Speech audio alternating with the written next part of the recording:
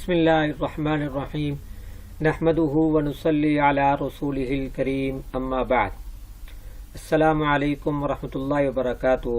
میرے عزیز طلباء، Islamic research یعنی اسلامی تحقیق کے اصول و مبادی ہمارا جو سبجیکٹ ہے، اس کے دوسرے لیکچر کے لیے میں حاضر خدمت ہوں۔ میں امید کرتا ہوں کہ آپ خیر و عافیت کے ساتھ ہوں گے۔ عزیز طلباء، پہلے لیکچر میں ہم نے اسلامی تحقیق کا مفہوم اور اس کی اہمیت قرآن و حدیث کی روشنی میں ہم نے دیکھی اور اسے سمجھنے کی کوشش کی، اور اسلامی تحقیق کا مفہوم میں جو علماء کی طرف سے کی گئی تعریف ہے وہ سامنے آئی آپ کے۔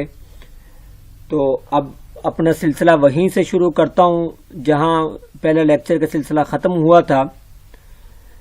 اسلامی تحقیق کے مفہوم میں ہم نے جو پڑھا تھا، جو سمجھا تھا، اس کا خلاصہ یہ تھا کہ اسلامی تحقیق وہ ہے کہ ہماری کتابوں کے وہ تمام مشتملات جو بنیاد کی حیثیت رکھتے ہیں، یعنی جن کی حیثیت بنیادی ہے اور ہمارے اولین مصادر ہیں، بیسک سورسز ہیں، ان کا ترجمہ کرنا تحقیق کہلاتا ہے۔ ان کی وضاحت اور ان کی تشریح کرنا، اور بعض مواقع پر ان کی تفصیل بیان کرنا، یا بعض کسی مطول اور تفصیل میں بیان کی گئی چیز کو مختصر کرنا، اسی طرح کسی حصے کی نئی ترتیب دینا، یہ سب تحقیق ہے۔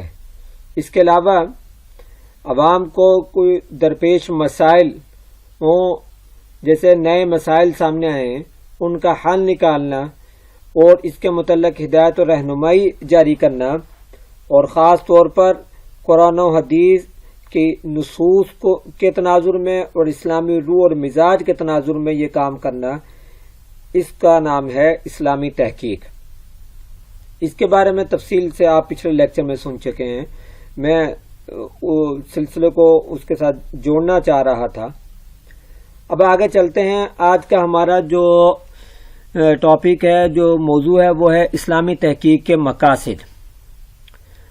عزیز طلباء، یہ آپ جان لیں کہ اسلام ایسا مذہب اور دین ہے جس میں بے فائدہ کچھ بھی نہیں ہے۔ ہر ایک چیز کا ایک مقصد ہے۔ اگر بنا مقصد کے، بغیر کسی فائدے کے کوئی کام کیا جائے، خواہ وہ کتنا ہی اچھا کام ہو، خواہ وہ کتنا ہی عمدہ کام ہو، اسلام اس کی حوصلہ افزائی نہیں کرتا۔ اور اگر تحقیق جیسا کام ہو، شغل ہو، کہ جس میں ایک عالم آدمی، ایک پڑھا لکھا نوجوان، ایک پڑھا لکھا اسکالر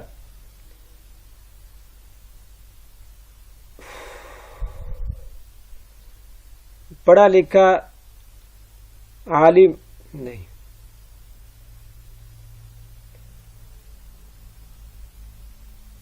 اسکالر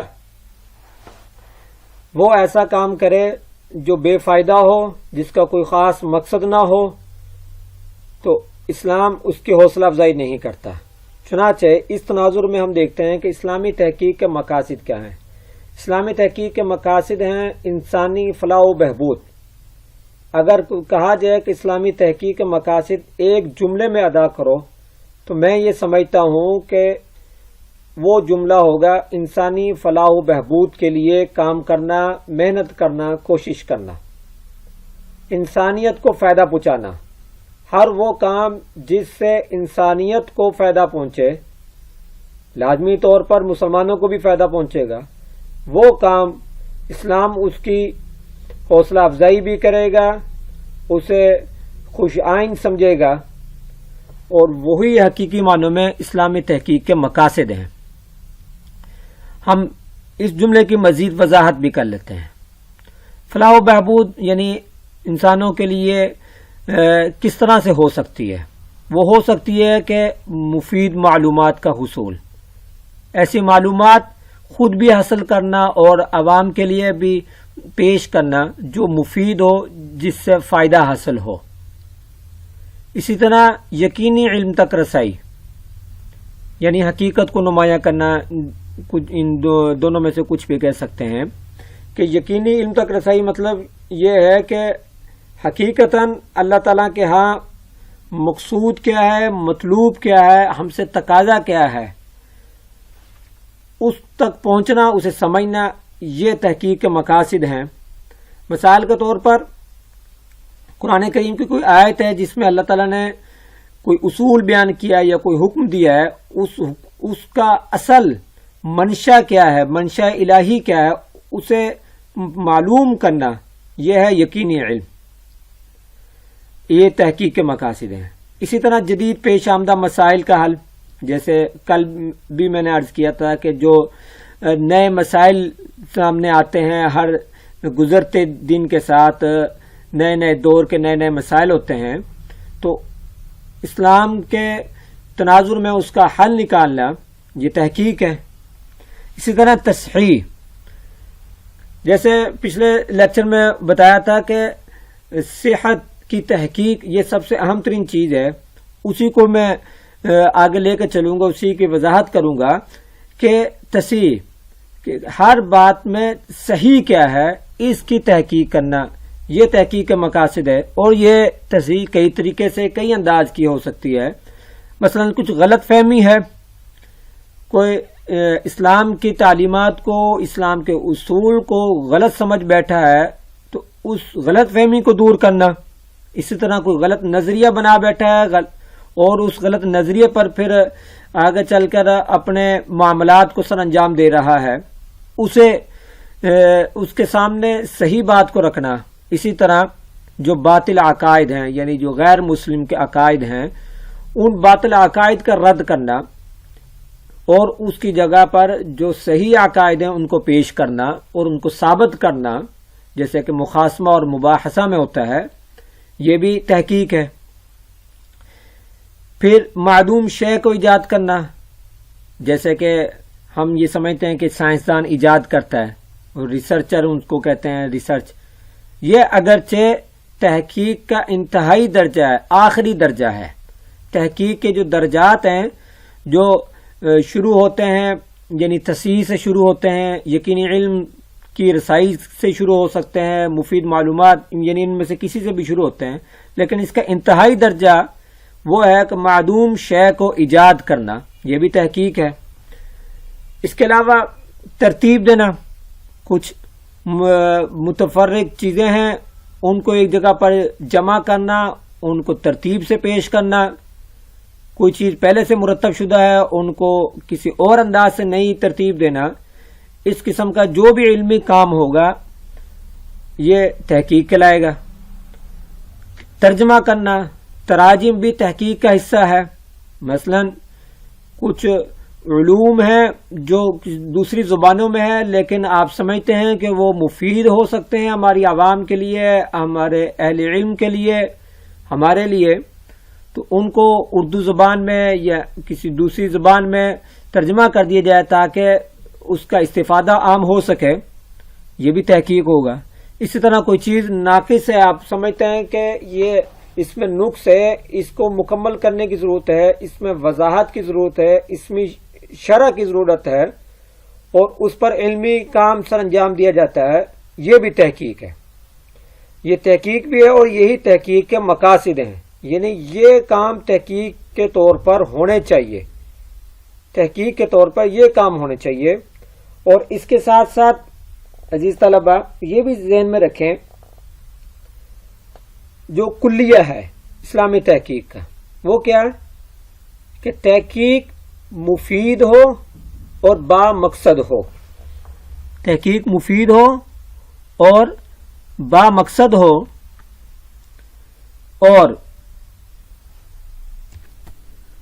اور تحقیق میں مقصد یہ ہو کہ اس سے ہم نے عوام الناس کے لیے یا اہل علم کے لیے، الغرض انسانیت کے لیے ہم نے آسانی پیدا کرنی ہے، خواہ وہ کسی بھی درجے کی ہو، کسی بھی انداز کی ہو، کسی بھی میدان کی ہو۔ بات سمجھ آ گئی آپ کو؟ یہ اسلامی تحقیق کے مقاصد ہیں عزیز طلبہ۔ اس کے بعد ہم جاتے ہیں اسلامی تحقیق کا دائرہ کار۔ آج کے ہمارے لیکچر کا دوسرا ٹاپک ہے اسلامی تحقیق کا دائرہ کار۔ ویسے تو یہ سمجھ لیں کہ دائرہ کار کی کوئی حد بندی نہیں ہے، اسلامی تحقیق کے دائرہ کار کی کوئی حد بندی نہیں ہے، یہ لامحدود ہے اور بہت وسیع اس کا دامن ہے، بہت وسیع میدان ہے۔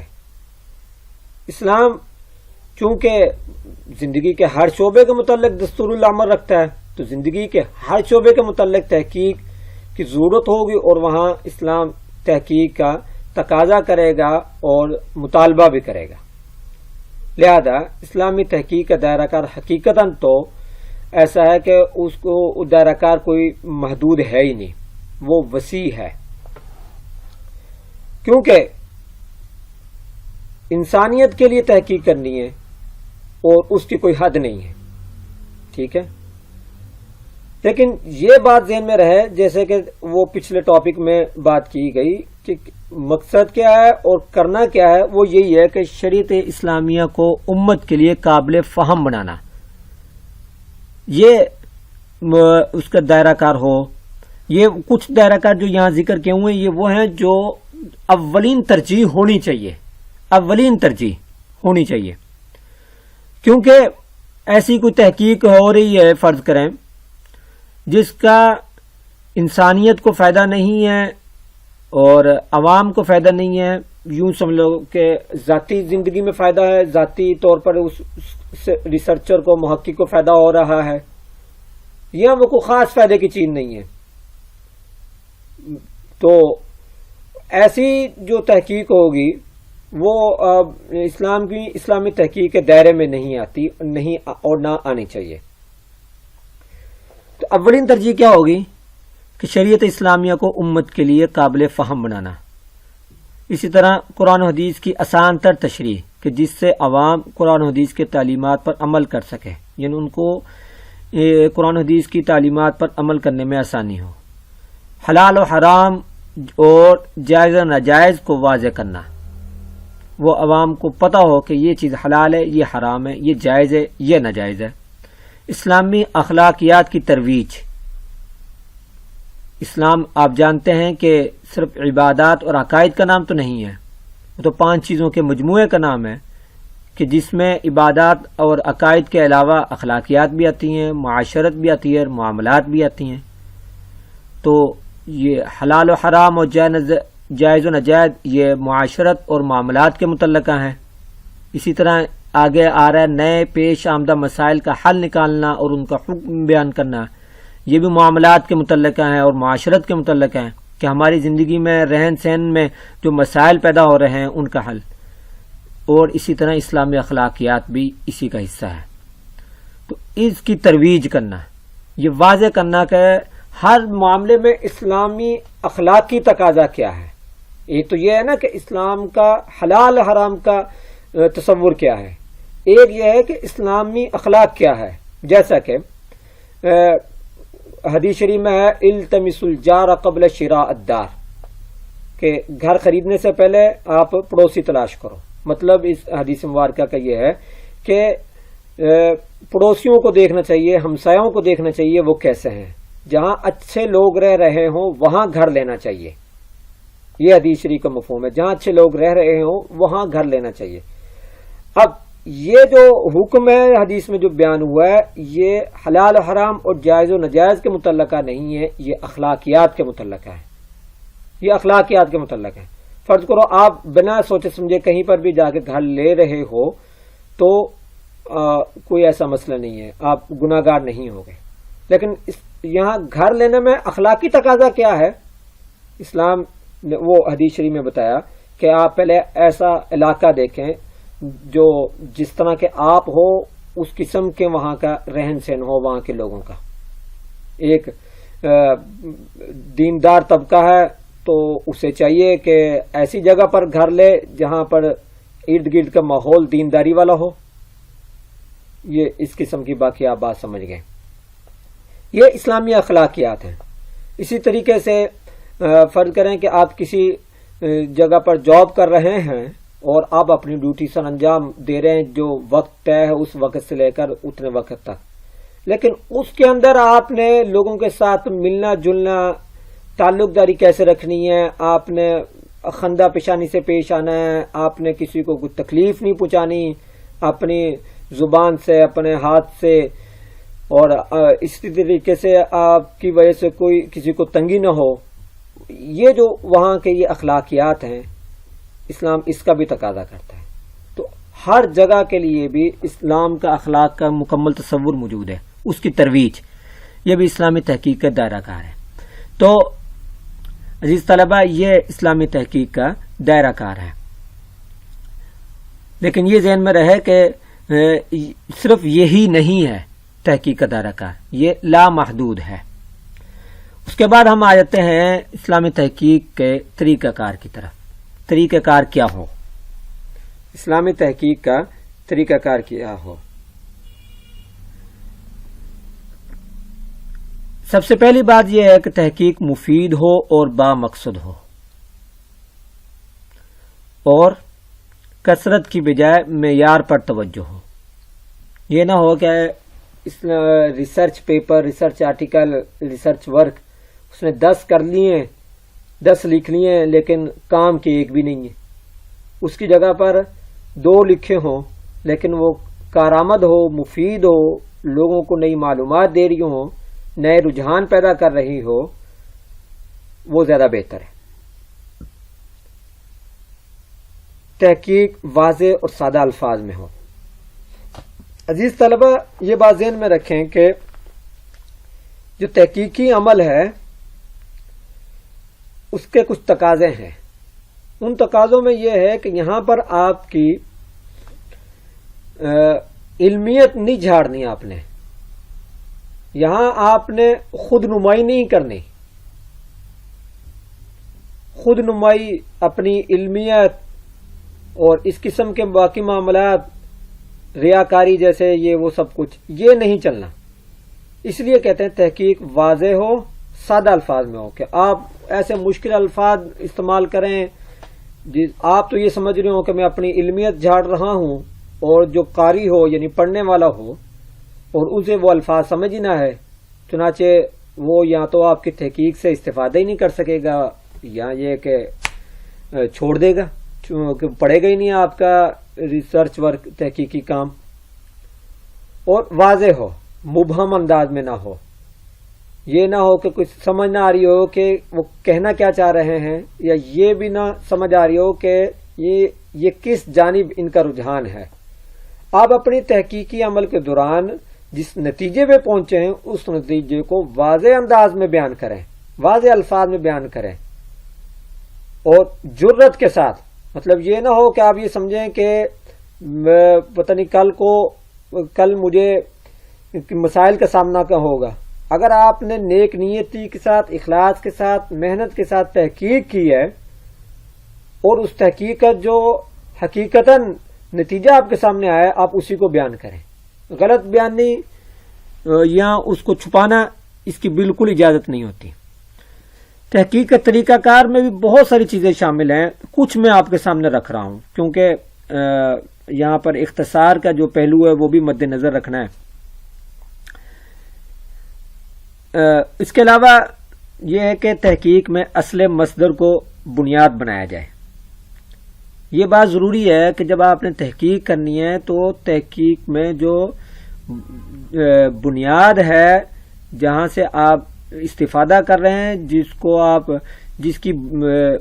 جسے بنیاد بنا کر آپ اپنا دعویٰ پیش کر رہے ہیں یا اپنی پوری بات کو بیان کر رہے ہیں، جسے بنیاد بنایا وہ اصل مصدر میں سے ہو، بیسک سورسز میں سے ہو. مثلا میں یہ کہتا ہوں کہ آپ نے کسی کو کوئی قول نقل کرنا ہے، فرض کریں کہ آپ نے قول نقل کرنا ہے مفتی شفیع صاحب رحمۃ اللہ علیہ کا. اس سے پہلے آپ یہ دیکھیں کہ یہ مفتی شفیع صاحب رحمہ اللہ کی اپنی رائے ہے یا وہ کسی اور کا قول نقل کر رہے ہیں. فرض کرو کہ وہ اپنی تفسیر معارف القرآن میں قول نقل کر رہے ہیں تفسیر مظہری کا. آپ تفسیر مظہری میں دیکھیں، وہ تفسیر صاحب تفسیر نے بھی کسی اور کا قول امام سیوطی رحمۃ اللہ علیہ کا قول نقل کیا تھا، اور آپ الدر المنصور میں دیکھیں جو امام سیوطی کی تفسیر ہے، انہوں نے ابن جریر کا قول نقل کیا تھا۔ اب آپ نے وہاں اصل تک پہنچنا ہے کہ یہ قول ہے ابن جریر کا، تو اب آپ نے جب بیان کرنا ہے تو ابن جریر کا قول بیان کرنا ہے۔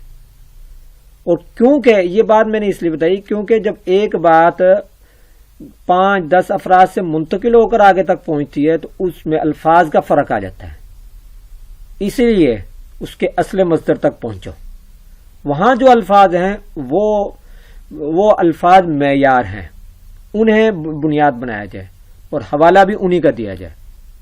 یہ تحقیق کے طریقہ کار میں سے ایک طریقہ ہے۔ ویسے یہ جو ہمارا یہ ٹاپک ہے، یہ جو اصول تحقیق یعنی ریسرچ میتھڈولوجی ہے، اس کا یہ حصہ ہے، اور امید ہے اس میں تفصیل کے ساتھ آپ پڑھیں گے۔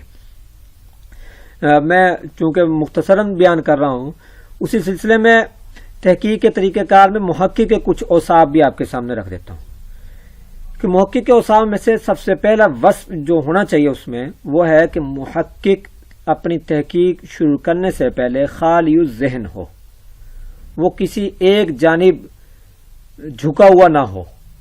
اپنی تحقیق سے پہلے وہ اس کے سامنے کوئی بھی رائے نہ ہو پہلے سے متعین شدہ، اپنی تحقیق میں چلے، تحقیق میں جائے اور نیک نیتی سے اس کی تحقیق کرے، اور اس کے بعد جو نتیجہ سامنے آتا ہے اس رائے کا وہ انتخاب کرے، کسی جانب اس کا رجحان نہ ہو۔ فرض کریں کہ اگر آپ نے بینکنگ کے مسئلے پر تحقیق کرنی ہے اور پہلے سے ہی آپ کا ذہن یہ بنا ہوا ہے کہ بینک میں تو سودی نظام ہے، سارا مکمل سودی نظام ہے، ایک ذہن بنا ہوا ہے، اس کے بعد آپ بینک کے کسی مسئلے پر فرض کریں کہ انشورنس پر آپ ریسرچ کرنے جا رہے ہیں، تو پہلے سے جو آپ نے ذہن بنایا ہوا ہے تو پھر آپ کما حق تحقیق نہیں کر سکیں گے۔ اس کے لیے آپ کا ذہن خالی ہونا ضروری ہے۔ پھر جو بھی نتیجہ نکلتا ہے، عین ممکن ہے یہی نتیجہ نکلے کہ وہ سودی نظام ہو، عین ممکن ہے کچھ اس میں ترمیم ہو، کچھ سودی نظام ہے کچھ نہیں ہے، عین ممکن ہے کچھ ایسا سسٹم بھی ہو، ایسا نظام بھی ہو جس میں بالکل سود نہیں ہے، کچھ بھی ہو۔ نمبر 1۔ نمبر 2، محقق کے وصف میں سے ایک وصف کہ وہ متعصب اور متشدد نہ ہو، یعنی اس کے تحقیق کے نتیجے میں جو بات بھی جو رزلٹ بھی سامنے آیا وہ اس کو ماننے والا ہو، اس کو قبول کرنے والا ہو اور اسی کو ہی بیان کرنے والا ہو۔ یہ نہ ہو کہ اس کے مسلک کے خلاف وہ نتیجہ نکل آیا، اس کی ذہنی ہم آہنگی جو تھی اور دلی جو رائے تھی، ایک دل میں ایک جو رجحان تھا، اس کے خلاف کوئی نتیجہ نکل آیا تو اب وہ اس کو بیان نہ کرے یا اسے قبول نہ کرے۔ محقق ایسا نہیں ہو سکتا، محقق کے اوصاف میں سے یہ نہیں ہے، لہذا وہ متعصب اور متشدد نہ ہو بلکہ معتدل ہو۔ نمبر 3، یہ نمبر 3 بہت ضروری ہے کہ محقق جب اپنی تحقیق کرے تو جس موضوع پر تحقیق کر رہا ہے اس موضوع کے تمام پہلو اور تمام جانبوں کا جائزہ لے، اس کے جو جانب جو پہلو ہو سکتے ہیں ان تمام پہلوؤں اور جوانب کا جائزہ لے کر رائے قائم کرے، اور رائے قائم کرنے میں جلد بازی نہ کرے۔ پہلے رائے قائم کرنے سے پہلے اس کو خوب اچھی طرح تحقیق کر لیں۔ فرض کریں کہ اسلامی کسی مسئلے پر، کسی فقہی مسئلے پر اس نے تحقیق کرنی ہے تو اب اس کے لیے ضروری ہے کہ اس کے متعلقہ جتنی بھی قرآنی آیات اور جتنی بھی احادیث مبارکہ موجود ہیں، نصوص موجود ہیں، ان سب کو سامنے رکھیں۔ یہ نہیں کہ اس نے صرف بخاری شریف کی حدیث دیکھی اور فیصلہ کر لیا کہ یہ بخاری شریف کی حدیث ہے اور یہ صحیح حدیث ہے، لہذا اب فیصلہ یہی ہے کہ بخاری میں آ گیا۔ یہ محقق کی صفت نہیں ہے۔ محقق کی صفت یہ ہوگی کہ اس مسئلے کے متعلق قرآنی آیات کو بھی لے، تمام احادیث مبارکہ کو بھی لے، پھر ان کی جانچ پڑتال کرے، ان کا جائزہ لے، ان کے ہر پہلوؤں سے اس میں صحابہ کرام کا عمل دیکھے، اس میں اسلاف کا عمل دیکھے، اس کے بعد پھر جو اس کو نتیجہ نظر آئے وہ رائے قائم کرے اس کی۔ اسی طرح ایک اہم ترین بات یہ بھی ہے وہ تحقیق وہی شخص کرے جو تحقیق کا اہل بھی ہو، جو تحقیق کا اہل بھی ہو۔ یہ نہ ہو کہ وہ تحقیق کا تو اہل نہیں ہے، یعنی تحقیق کرنے کے لیے جو علم ہونا چاہیے اس کے پاس، جو اس کے بنیادی سورسز ہونے چاہیے وہی نہ ہو۔ فرض کرو کہ ایک آدمی ہے جو قرآن و حدیث کے یعنی عربی نہیں سمجھ سکتا، یا یہ ہے کہ قرآن و حدیث کے متعلقہ جو مصادر ہیں ان کا اس کو پتہ ہی نہیں ہے، تو وہ ایسا آدمی تحقیق ہی نہیں کر سکتا۔ یہاں ایسا ہے کہ جب اس نے کسی مسئلے کو پر جانچ پڑتال کرنی ہے، اس جانچ پڑتال کے لیے جو اصول اور ضوابط اور قواعد ہیں، ان قواعد اور اصول و ضوابط کا نہیں پتا اسے، تو وہ آدمی تحقیق کا اہل نہیں ہے۔ اسی طرح یہ ہے کہ ایک آدمی کے پاس وقت نہیں ہے، وہ عالم تو ہے، پڑھا لکھا تو ہے، اس کے پاس وقت نہیں ہے، لیکن وہ تحقیق کرنے بیٹھ گیا۔ اب تو ظاہر ہے کہ تحقیق وقت مانگتی ہے، تو اب کیا ہوگا؟ یہاں تو اس کی تحقیق لٹکی رہے گی، یا وہ جلد بازی کا مظاہرہ کرتے ہوئے اس سے جان چھڑاتے ہوئے بس ایسے خانہ پوری کرے گا اور کچھ اس کا حل نتیجہ نکال کر آگے چلا جائے گا، تو وہ تو صحیح معنوں میں تحقیق نہیں ہوگی۔ تو جس آدمی کے پاس وقت نہیں ہے اور جس کے پاس اس کا مناسب علم نہیں ہے وہ تحقیق کا اہل ہی نہیں ہے۔ تو اس لیے عزیز طلبہ تحقیق وہی کرے جو تحقیق کا اہل ہو۔ عزیز طلبہ آج کے ہم لیکچر میں ہم نے اسلامی تحقیق کے مقاصد، اسلامی تحقیق کا دائرہ کار اور اسلامی تحقیق کا طریقہ کار کو سمجھنے کی، جاننے کی کوشش کی ہے۔ اور جیسا کہ میں نے پہلے بھی عرض کیا کہ میں نے کوشش کی ہے کہ یہ مختصر رہے، کیونکہ اس میں زیادہ تر چیزیں وہ ہیں جیسے کہ طریقہ کار اور دائرہ کار، یہ اصول تحقیق جو ریسرچ میتھڈولوجی ہے اس میں آپ تفصیل سے پڑھ لیں گے۔ ہمارا سلیبس کافی لمبا ہے اور کافی کچھ باقی ہے اور وقت کم ہے، تو میں اس لیے مختصر رکھا میں نے، اور آج کا لیکچر میں اپنی انہی الفاظ کے ساتھ ختم کروں گا، اور امید ہے کہ آپ کو کافی حد تک سمجھ آئی ہوگی۔